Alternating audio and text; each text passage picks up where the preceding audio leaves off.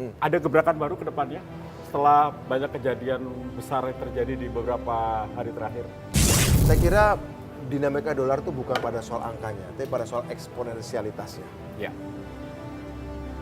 15, 16, 17 itu tentu harus kita manage ya. ya, Tapi perlipatannya persentase tidak banyak dibandingkan dengan 98 dari 2000, 3000 Ya. ke 16.000 segala Betul. macam. Beda itu ya. ya. Shocknya beda begitu ya. Jadi menurut saya selama kita manage, selama kita menstabilkan kenaikannya itu stabil, steady, saya kira kita masih bisa melakukan kalkulasi. Berarti ini lebih optimis ya? ke depan? Lebih optimis artinya aspek supply, aspek pasokannya sudah terjaga ya. Karena di SPBG sendiri menghasilkan lapangan kerja.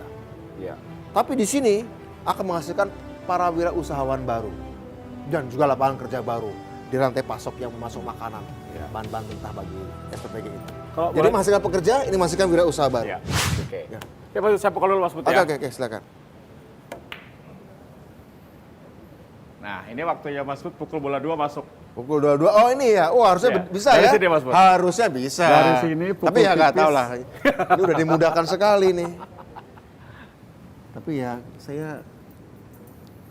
Tapi ya, aneh juga ya ada orang suka bisa menikmati biliar. Ini salah satu olahraga yang digemari di Indonesia. Iya betul Ya. betul. Aduh. Lebih enak di dalam sistem Hah?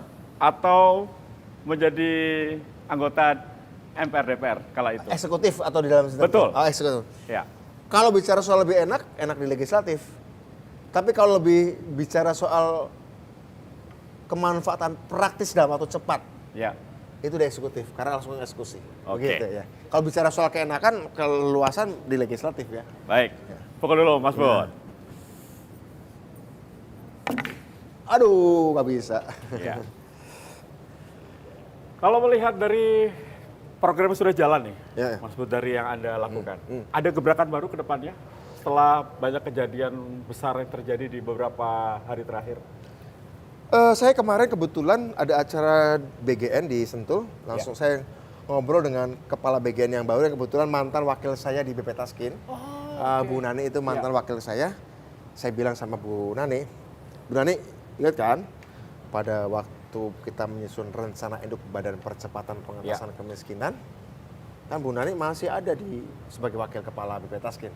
Kita susun bareng tuh 180 lebih halaman. Ya. Nah, kan di situ ada tuh bagaimana makan bergizi gratis bukan sekedar memberi asupan makan bergizi kepada rakyat, pada anak-anak, tapi juga mengaktifasi ekonomi lokal. Oke. Telurnya, padinya, ayamnya, sayurannya, itu kalau bisa 80% bergantung di provinsinya. Bisa di sebuah provinsi, 80% pasokan bagi makan bergizi gratis diambil dari provinsinya sendiri begitu. Ya. Ingat kan? Oh iya ingat. Nah, artinya kita Bu Nani sekarang sudah kepala BGN, ya tinggal kita eksekusi aja gitu. Artinya ya udah tahu kan konsepnya. Karena Bu Nani kan ikut menyusun. Nah kebetulan wakil kepala BGN yang baru, Pak Trenggono, juga sebelumnya adalah wakil kepala Agrinas yang ngurusin koperasi Desa Merah Putih. Ya. Artinya Pak Trenggono sudah lama ini ngurusin bagian supply side, rantai pasok. Sementara sekarang di BGN ngurusin demand side, permintaannya. Ya tinggal disambungkan saja antara koperasi-koperasi Desa Merah Putih dengan dapur-dapur MBG, SPPG, tinggal disambungkan aja rantai pasok untuk memasok telur, ayam.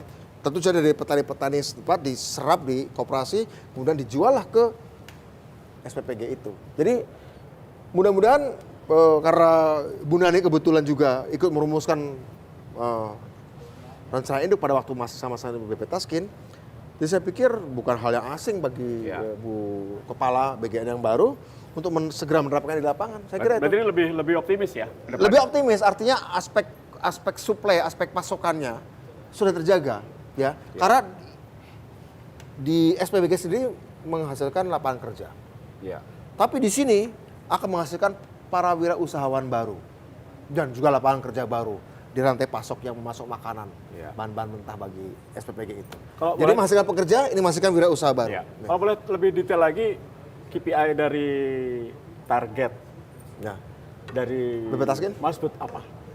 Di 2026 kita berharap 2 juta lebih mereka yang ada sebagai masyarakat miskin ekstrim 0% di 2026. 0%. Miskin ekstrim. Miskin ekstrim. Oke. Miskin ekstrim. Apa itu? Mereka pengeluarannya 300.000 per bulan per individu, nggak lebih. Kemudian mereka nggak punya listrik segala macam. Bahwa betul ekstrim betul kan? Iya. Itu kalau harus 0%. Itu target dari presiden. Untuk 2029 ya kita berharap miskin relatifnya 4,5% atau 5%. Oke. Ya. Tapi Miskin kalau melihat relatif ya. saat ini Mas Bud, tadi Mas Bud bilang Ibu Mega itu adalah guru di masa lalu. Guru untuk melihat masa lalu. Bukan guru di masa lalu, guru untuk melihat masa lalu dengan jernih. Sedangkan Pak Prabowo adalah guru untuk Artinya melihat sejarah depan. masa lalu. Masa depan Indonesia akan lebih bagus meskipun sekarang dolar sudah 18.000 Mas Bud. Anda melihat program-program yang tadi Anda jabarkan apakah bisa berjalan mengentaskan kemiskinan real kemiskinan untuk Indonesia? Ya, saya kira dinamika dolar itu bukan pada soal angkanya, tapi pada soal eksponensialitasnya. Ya. 15, 16, 17 itu tentu harus kita manage ya. Ya. Tapi pelipatannya persentase tidak banyak dibandingkan dengan 98 dari 2.000, 3.000 ke 16.000 segala macam. Ya beda itu ya. Ya. Shocknya beda begitu ya. Jadi menurut saya selama kita manage, selama kita menstabilkan kenaikannya itu stabil, steady, saya kira kita masih bisa melakukan kalkulasi dan kita bisa menjaga kepastian. Jadi menurut saya satu kenaikannya tidak eksponensial, ya. Kedua, bagaimana pemerintah membuat strategi juga, dan ini sedang dilakukan. Ya. Karena dengan dolar naik kan berarti harga-harga barang impor naik ya. Naik ya, karena dibeli pakai dolar ya. Betul. Berarti satu, pemerintah harus masuk pada dalam strategi substitusi impor. Memproduksi sendiri, apa yang bisa kita buat nggak usah kita beli. Ya. Atau kita perlu membuat sehingga kita tidak perlu banyak membeli dari luar. Itu intinya. Industri substitusi impor. Kedua, setelah dari situ memperbanyak ekspor kita. Dengan memperbanyak ekspor kita berarti kita bisa mendapatkan dolar untuk cadangan devisa kita. Betul. Dolar sebagai reward yang kita dapat, hadiah yang kita dapat, bukan hadiah ya, tapi hasil yang kita dapat karena kita mengekspor kita, barang-barang kita. Nah, itu menurut saya penting untuk Indonesia membuka banyak pasar-pasar ekspor baru, dan kami di BPTS sudah menghitung ada sekitar 40 subsektor industri mulai dari pakaian, makanan, IT, pertanian, ada 40 subsektor industri yang Tio, kalau kita ambil 2% aja pangsa pasar global, misalnya industri tekstil. Ya. Kita nggak usah ambil 5%, 10%. 2% saja pangsa pasar global tekstil, kemudian industri apalagi industri game 2% saja. Industri pertanian pangan 2% saja, ada 40 subsektor kita. Dan kemudian kita mencarikannya bukan sekedar di pasar-pasar tradisional, tapi juga ke negara Afrika, juga ke Amerika Latin, juga ke negara-negara Asia Tengah, ya, yang pasar-pasar baru. Ambil 2% secara global, nggak banyak kok. Ya. Tekstil kita ambil 2% saja dari dunia, nggak usah Besar banyak-banyak. Ya. Kami sudah menghitung 2030 kita bisa menggandakan PDB kita. Ya. Dan itu bisa menaikkan